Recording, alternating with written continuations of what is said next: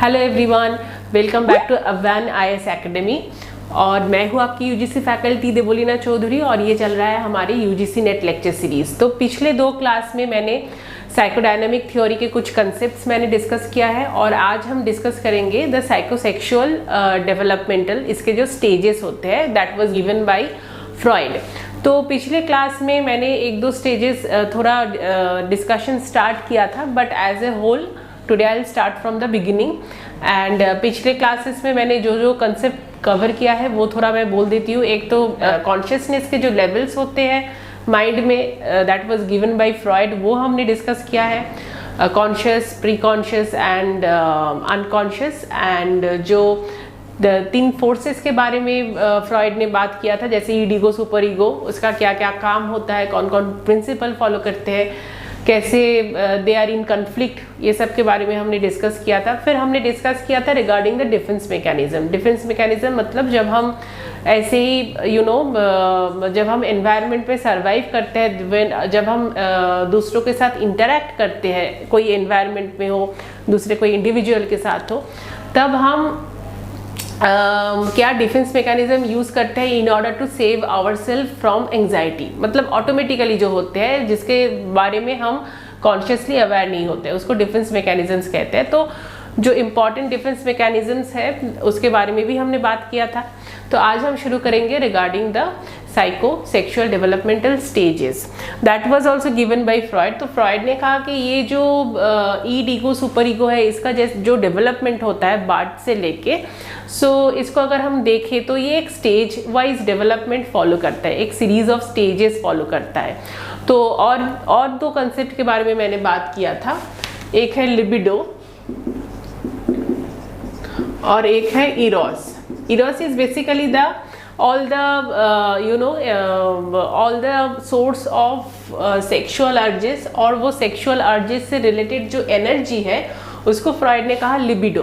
तो according to Freud, this libido is basically behind the motivation. It is the motivation behind all our behavior according to Freud.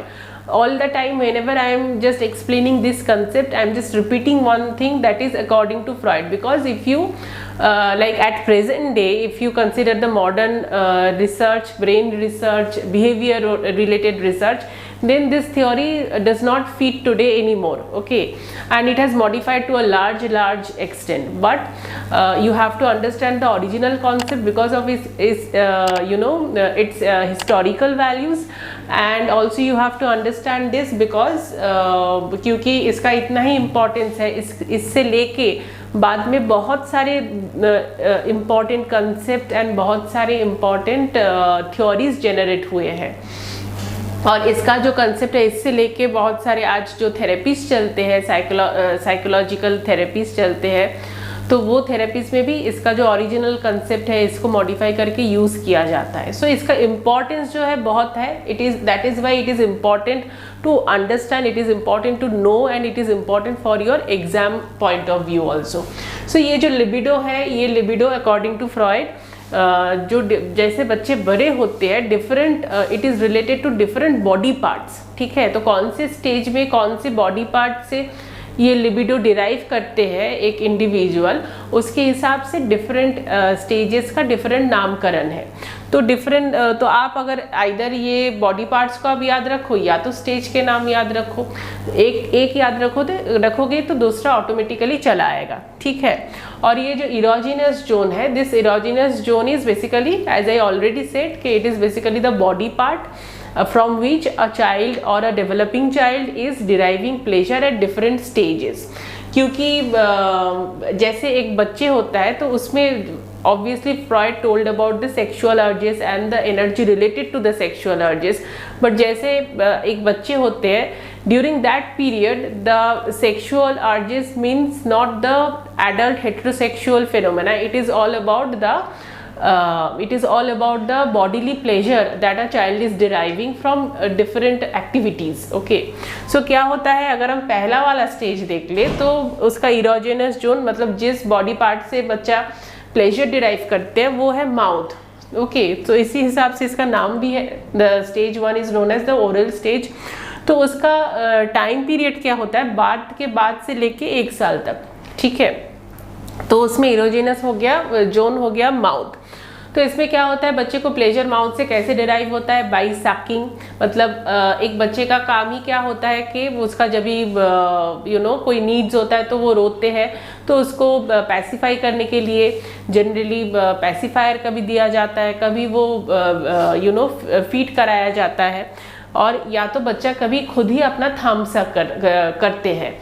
तो इसीलिए वो जो pleasure derive करते हैं वो जितना ही करते हैं वो पूरा oriented to their mouth, okay. So अब इससे रिलेटेड और एक टर्म फ्रॉइड बोले थे, that is known as fixation. This is relevant for all the stages of psychosexual development, ठीक है। फिक्सेशन में क्या बोला है फ्रॉइड ने कि ये जो डिफरेंट इरोजेनस जोन है, ये इरोजेनस जोन से जो डेवलपिंग एक चाइल्ड प्लेजर डिराइव कर रहा है, अगर ये कहीं भी मतलब कोई भी स्टेज में एक कॉन्फ्लिक्ट होता है, तो ये कॉन्फ्लिक्ट से अगर ठीक ठाक रिजॉल्व नहीं कर पाते हैं एक बच्चा, तो उसी जोन में और या उसी स्टेज में बच्चे का जो डेवलपमेंट है वो स्टक हो जाता है, अटक जाता है। तो उसको जो नाम दिया था फ्रॉइड ने, तो उसको फ्रॉइड ने कहा था फिक्सेशन, ठीक है। तो ये हो गया माउथ मतलब ओरल स्टेज। तो ओरल स्टेज में अगर कोई बच्चे का फिक्सेशन हो गया, फिक्सेशन क्यों आता है, जैसे ही एक बच्चा थोड़ा थोड़ा करके बड़ा होता है तो बच्चे को मतलब जब भी बच्चे रोते हैं तभी बच्चे को ठंडा करने के लिए, पैसिफाई करने के लिए उसको फीडिंग नहीं कराया जाता है, उसको कि वो वेट करना सीखे, इसलिए उसको जब भी रोते हैं तभी चीज़ें नहीं दिया जाता है। जैसे कि बच्चा 1 साल की तरफ मतलब बढ़ता है, जैसे ही बड़ा होता है उसको लिक्विड फूड से उसको सॉलिड या सेमी सॉलिड फूड दिया जाता है कि वो खाली सक करने से उसको मतलब काम नहीं हो जाएगा, उसको थोड़ा और एफर्ट डालना होगा कि उसको च्यू करना होगा, उसको स्वालो करना होगा। तो इसके लिए क्या होता है, ये बच्चा करना नहीं चाहते, ये बच्चे के लिए एक नया काम है। तो वो एक स्टेट से अगर बच्चे को दूसरे स्टेट में मूव ऑन करना है तो उसमें बच्चे को कन्फ्लिक्ट होता है। तो अगर ये कन्फ्लिक्ट जो केयर गिवर्स होते हैं ये अच्छे से हेल्प करता है रिजॉल्व करने में, ये अगर रिजॉल्व हो जाता है कि मतलब हर्षली अगर कुछ नया चीज़ नहीं करने की कोशिश करे, थोड़ा थोड़ा करके टाइम दे के करने की कोशिश करे, तो वो कॉन्फ्लिक्ट अच्छे से रिजॉल्व होता है और बच्चे नेक्स्ट स्टेज ऑफ डेवलपमेंट के जो लेवल होता है उसमें जाता है।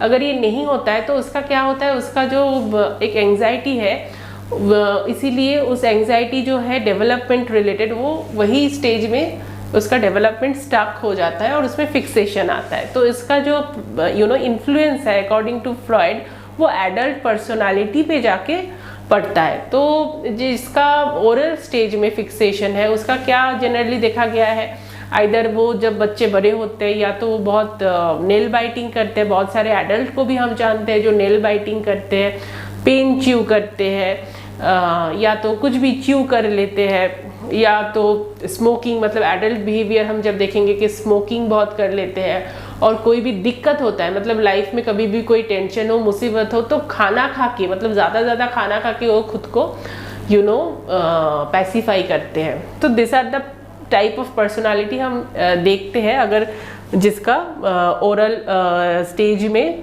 फिक्सेशन होता है। But at the same time I am saying that this is according to Freud. Next stage हम आते हैं वो है एनल स्टेज। वो 1 साल से लेके उसका ड्यूरेशन अकॉर्डिंग टू फ्रॉइड 3 साल तक है। और उसमें जो इरोजिनस जोन है, जो पार्ट से प्लेजर डिराइव करते हैं डेवलपिंग चाइल्ड, वो है एनस, ठीक है। तो इसमें बच्चे का क्या काम होता है, इसमें बच्चा एनस से कैसे प्लेजर डिराइव करता है, through urination and defecation, okay. अब ये स्टेज जो है, ये stage is mainly associated with toilet training, और जिसको हम आम तरीके से बोलते हैं कि पॉटी ट्रेनिंग। तो इसमें क्या होता है कि अगर जो केयर गिवर्स है, जो मम्मी पापा है, फैमिली मेम्बर्स है, वो अगर बच्चे को टॉयलेट ट्रेनिंग करने में बहुत हर्ष हो जाता है, मतलब बहुत ज़बरदस्ती करते हैं कि ऐसे यही जगह पे करना है, इसी टाइम पे करना है, ऐसे ही क्लीन करना है, एकदम बहुत ही मतलब ऑब्वियसली ये सब तो this all are part of toilet training. मगर इसमें अगर बहुत हर्शनेस अप्लाई किया जाता है तो देखा गया है कि ये स्टेज में बच्चे का फिक्सेशन होने का चांसेस है। और ऑपोजिट इन ऑपोजिशन अगर बहुत ही एकदम मॉडरेटली टॉयलेट ट्रेनिंग करवाने की जगह अगर बहुत एकदम खुला छोड़ दिया जाए कि कोई भी ट्रेनिंग मत कराओ, कोई भी डिसिप्लिन मत सिखाओ, जहाँ पे जैसे भी कर रहा है, जैसे भी क्लीन कर रहा है, नहीं कर रहा है, कहीं भी कर रहा है, कोई भी टाइम पे कर रहा है, तो अगर ऐसा हो जिसमें कोई डिसिप्लिन फैमिलीज इम्पोज नहीं करते हैं, तो उसमें भी एक पर्सनालिटी में उसका इफेक्ट आता है, एडल्ट पर्सनालिटी में। तो ये दोनों अगर तरीके हैं, ये दोनों टाइप का जो फिक्सेशन है उसको फ्रॉइड ने कहा this is related to anal stage, keep it in mind. एक होता है एनल, अच्छा मैं ऐसे लिखती हूँ, एनल स्टेज रिलेटेड एक होता है एनल रिटेंटिव और एक होता है एनल एक्सपल्सिव। ठीक है, एनल रिटेंटिव अगर किसी का पर्सनालिटी है, उसका मतलब कि जो उसके एनल स्टेज में 1 से 3 साल ये स्टेज में ड्यूरिंग टॉयलेट ट्रेनिंग उसके फैमिली मेम्बर ने बहुत प्रेशर, बहुत हर्श ट्रेनिंग किया, बहुत प्रेशर क्रिएट किया उसके ऊपर। तो वो एनल रिटेंटिव जो होते हैं वो बहुत ऑर्डरली होते हैं, मतलब सभी चीज़ें एकदम उसको ऑर्गेनाइज चाहिए, ऑर्डर में चाहिए, वो सब काम एकदम प्लानिंग करके करते हैं। अगर प्लानिंग से कुछ जैसे अचानक से कुछ सिचुएशन आ गया तो वो अच्छे से हैंडल नहीं कर पाता है, पहले से अगर प्लान नहीं किया गया है वो। तो ये जो एनल एक्सपल्सिव है, anal expulsive is opposite to this anal retentive. यहाँ पे क्या होता है कि एकदम ही कोई डिसिप्लिन जैसे इम्पोज नहीं किया गया हो, तो इसमें बच्चे जो बड़े होते हैं तो उसका पर्सनालिटी में कैसे रिफ्लेक्शन आता है कि वो बहुत ही मेसी होते हैं। ठीक है, कोई भी चीज़ का कहीं पे रख देते हैं, बहुत ही क्लीनलीनेस को लेके कोई भी उसका वो नहीं है, मेसी है, डर्टी होते हैं, हाइजीन को लेके उतना कोई केयर नहीं रहता है उनका। तो ये होता है 2 डिफरेंसेस, और ये जैसे बहुत ऑर्डरलीनेस, क्लीनलीनेस को लेके ऑक्यूपाइड रहते हैं। नेक्स्ट हम आते हैं फैलिक स्टेज में। Phallic stage is basically from 3 to 6, और यहाँ पे जो इरोजिनस जोन है according to Freud that is genitals. Okay, तो ये फैलिक जो स्टेज है, इस स्टेज में इम्पॉर्टेंस यही है अकॉर्डिंग टू फ्रॉइड कि इसमें जो बच्चे, जो डेवलपिंग बच्चे हैं, they become aware of the physical differences between a boy and a girl. ठीक है, तो ये जब अवेयर होते हैं तो उसका क्या फिजिकल फीचर्स है, और जो ऑपोजिट अगर बॉय है तो गर्ल का क्या फिजिकल फीचर्स होते हैं, क्या डिफरेंस होते हैं, उसके बारे में वो अवेयर होते हैं। तो अगर वो अवेयर होते हैं तब क्या होता है अकॉर्डिंग टू फ्रॉइड कि उसका एक अट्रैक्शन होता है। अट्रैक्शन किसके ऊपर होता है? ऑपोजिट सेक्स पेरेंट के ऊपर होता है। ठीक है, तो बाहर का दुनिया में तो 3 से 6 साल में उतना एक्सप्लोरेशन नहीं होता है। Family mostly the parents are the primary care giver. ठीक है, पेरेंट ही उसका दुनिया होते हैं 3 से 6 साल कोई बच्चे में, बॉय हो या गर्ल हो। तो उसमें फ्रॉइड ने कहा कि इस टाइम जो आता है उसको कहते हैं कि ऑपोजिट सेक्स की तरफ एक अट्रैक्शन आता है। और जो अगर हम एक बॉय का एग्जाम्पल ले ले तो the boy feels attracted toward the mother. Okay, और जो फादर है, father becomes the competitor okay for him to achieve his mother. तो इसीलिए क्या होता है कि ये जो फादर है इसके तरफ वो जेलेसी फील करता है, एक बॉय। ठीक है, तो एक जेलेसी फील करता है, but at the same time father is a authority figure. ठीक है, तो वो जो जेलेसी है, उसका जो एग्रेशन है, कुछ भी है, क्योंकि in order to achieve mother father is the competitor, तो वो जो एग्रेशन है वो तो फादर के ऊपर नहीं एक्सप्रेस कर सकते because father is the authority figure. तो उसमें क्या आता है, उसमें एक एंजाइटी आते हैं जिसको फ्रॉइड ने कहा फैलिक स्टेज में बॉयज के लिए सेम सेक्स पेरेंट फादर के तरफ जो एग्रेशन होता है, लेकिन उसका एट द सेम टाइम डर भी रहता है कि अगर फादर को पता चले तो father can punish me because he is more powerful, he is the authority figure. तो उससे जो एंजाइटी जनरेशन होता है उसको फ्रॉइड ने कहा कैस्ट्रेशन एंजाइटी, ठीक है। और इसमें जो कॉम्प्लेक्स होता है उस कॉम्प्लेक्स को फ्रॉइड ने कहा एडिपस कॉम्प्लेक्स। तो ये दो बहुत इंपॉर्टेंट कंसेप्ट है that is related to this phallic stage, but Freud ही only focused on this Oedipus complex. Oedipus complex is basically attraction toward the same sex parent and attraction towards the opposite sex parent and feeling jealousy toward the same sex parent, ठीक है, for boys। तो ये है Oedipus complex. और इससे जो anxiety होता है, क्योंकि वो जो कॉम्प्लेक्स है, जो जेलेसी है, वो एक्सप्रेस नहीं कर पाता है, इसकी वजह से जो एंजाइटी जनरेट होता है उसके अंदर कि अगर फादर मुझे पानिश कर दे तो that is the castration anxiety. Okay, so ये दो टर्म आपको बहुत अच्छे से याद रखना होता है क्योंकि इससे बहुत सारे क्वेश्चंस आते हैं। But Freud did not mention anything about girls कि ड्यूरिंग दिस पीरियड गर्ल्स में क्या होता है। उसने गर्ल्स के लिए यही कहा कि for the girls they also feel attracted towards opposite sex parent that is there father and they feel jealousy toward the same sex parent that is there mother. Okay, तो इसके बारे में फिर जाके बात किया फ्रॉइड की डॉटर ने, एना फ्रॉइड जो थे, उन्होंने कहा ये दो टर्म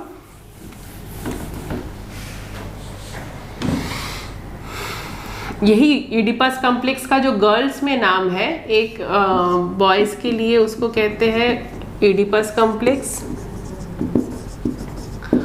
और गर्ल्स के लिए the same complex is known as Electra complex.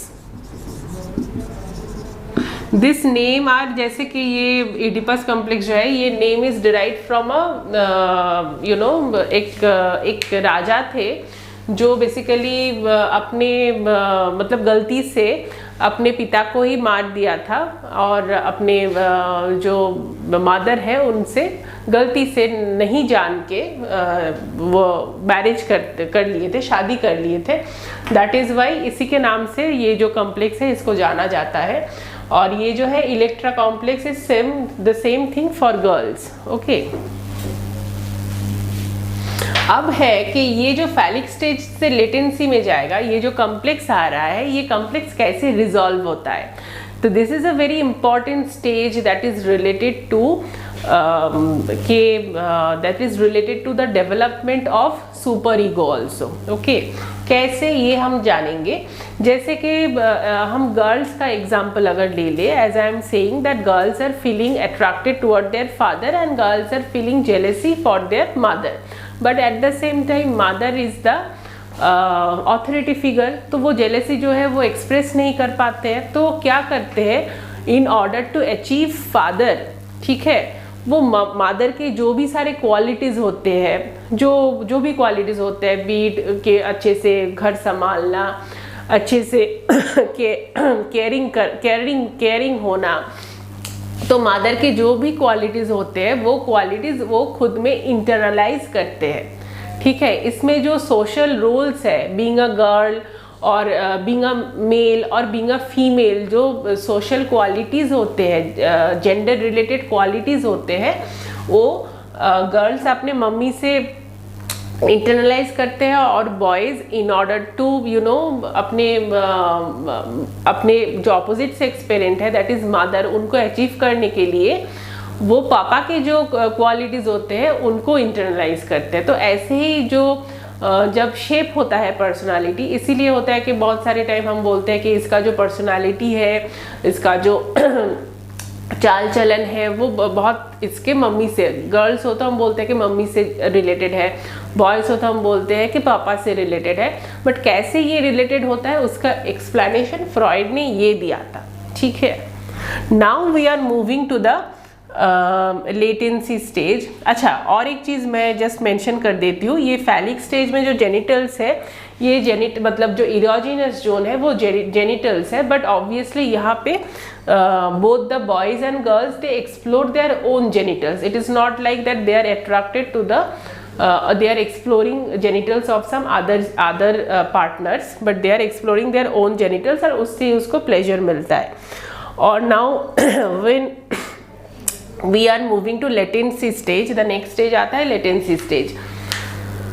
तो उसमें क्या होता है, उसमें this is the stage, Freud ने कहा कि ये स्टेज में जो सेक्सुअल अर्जेस होते हैं, जो लिबिडे होते हैं, सेक्सुअल एनर्जी होते हैं, वो सप्रेस्ड रहता है, वो लेटेंट रहता है. That is why the name is known as latency. ठीक है, यहाँ पे जो बच्चे हैं वो किसके ऊपर फोकस करते हैं, यहाँ पे बच्चे जैसे स्कूल में, एडुकेशन में, हॉबीज़ में, फिर या हॉबीज़ में इसका और कुछ मतलब कैरेक्टर डेवलपमेंट में इसमें फोकस करते हैं. तो this is very much related to the defence mechanism that I mentioned in my previous class, that is sublimation.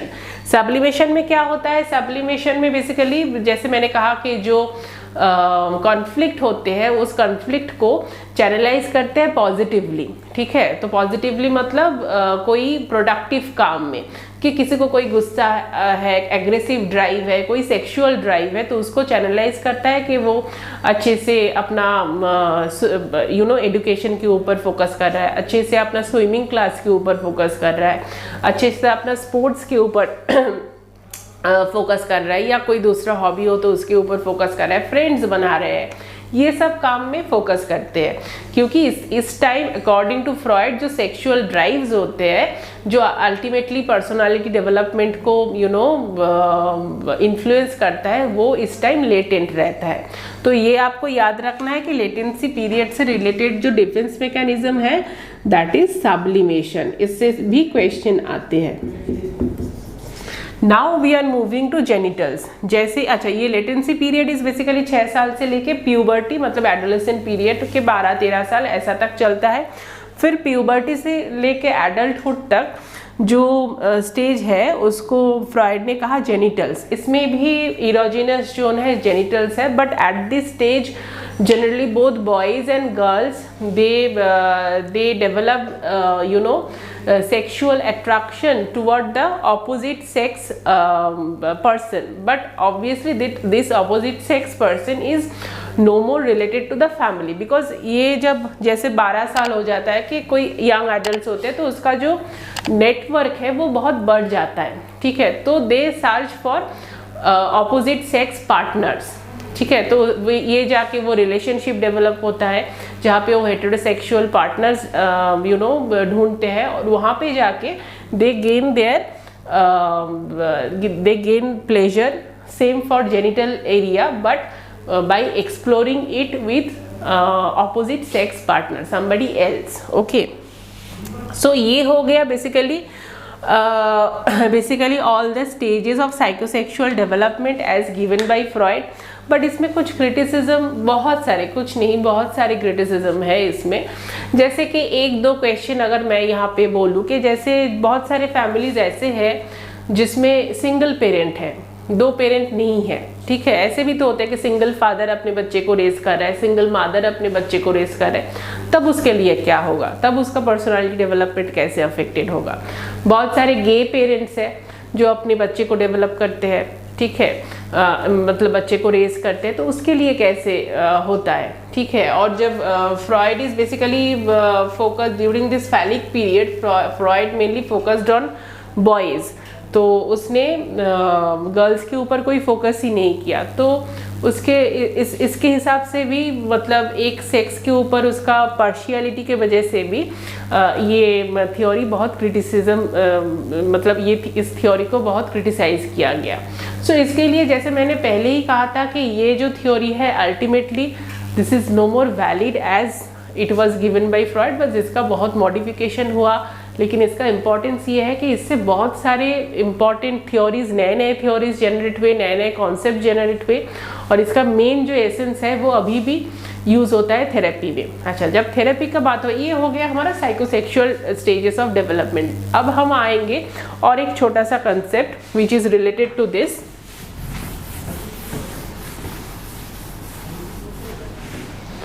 That is known as psychoanalysis.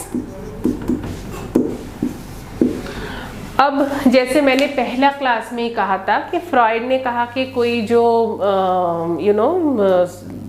जो कोई सफ़र अगर कर रहा है तो क्या हो रहा है कि अकॉर्डिंग टू फ्रॉइड इसका जो ईगो है वो ईगो अच्छे से काम नहीं कर पा रहा है, मतलब ईगो जो ईड और सुपर ईगो के बीच जो है वो अच्छे से काम नहीं कर पा रहा है, तो वो बहुत ज़्यादा डिफेंस मैकेनिज्म यूज़ कर रहा है, रियलिटी को डिस्टॉर्ट कर रहा है। तो रियलिटी को डिस्टॉर्ट करके जो डिफेंस मैकेनिज्म है वो जो मैंने पहले क्लास में ही बोला था, those are not ultimately the productive way of coping in an environment. तो उससे जाके एक आदमी को बहुत सारे प्रॉब्लम्स होते हैं, लेकिन ये डिफेंस मैकेनिज्म जो है ये अनकॉन्शियस लेवल पे वर्क करता है।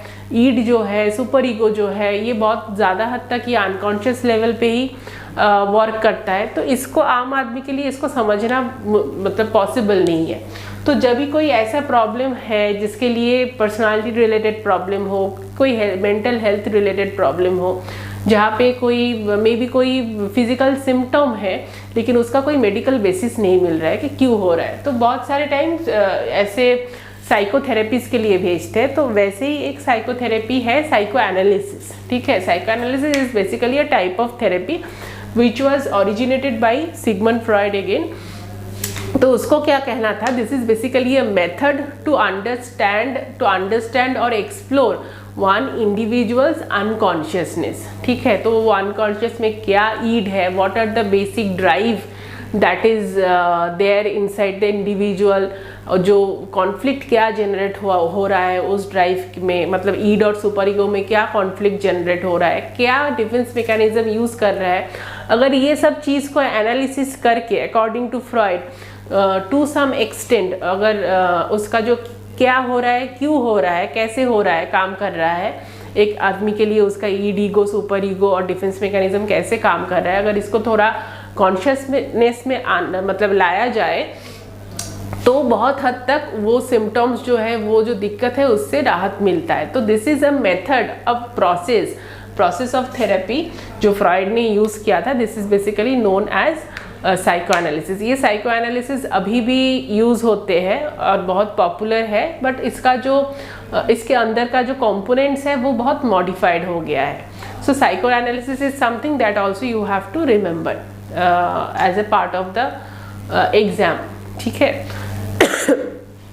सो अगर ये जो लेक्चर है ये आपको अच्छा लगता है तो ऑब्वियसली आप इसको लाइक कीजिए, शेयर कीजिए। अगर आपको कोई दिक्कत होता है तो आप और इसके रिलेटेड और कुछ कंसेप्ट्स के बारे में जो मैंने यहाँ पे कवर नहीं किया है, तो अगर इसके बारे में अगर आप जानना चाहते हो तो obviously you can always comment, तो हम उसके ऊपर वीडियो भी बना सकते हैं, कमेंट में भी हम आपको गाइड कर सकते हैं। आज की वीडियो हम यहीं पे एंड करते हैं, मिलते हैं नेक्स्ट और एक क्लास में और एक नए टॉपिक के साथ। तब तक के लिए स्टे सेफ, बाय बाय।